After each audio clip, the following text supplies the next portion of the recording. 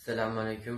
पाकिस्तान की मारूफ दीन अलीम अल्लामा हदीम हुसैन रिजवी की वफात पर तमाम पाकिस्तानी अवाम से इजहार ताज़ियत करता हूँ। Assalamualaikum.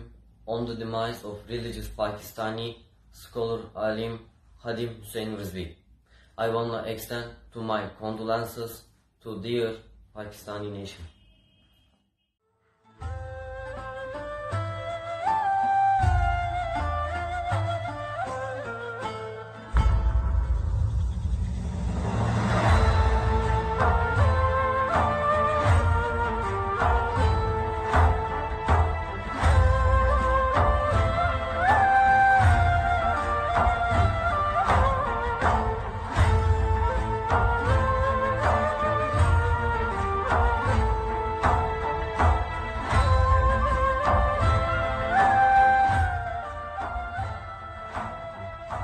अस्सलामुअलैकुम वरहमतुल्लाह।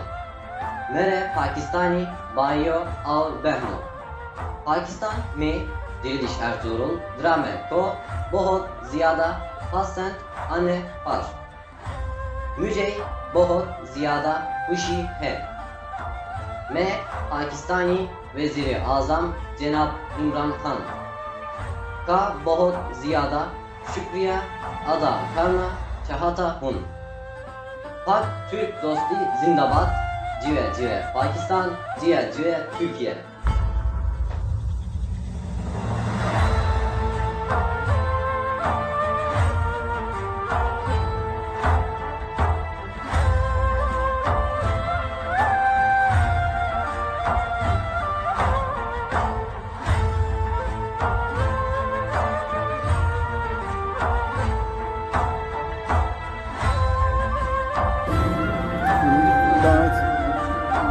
Altı çocuk var.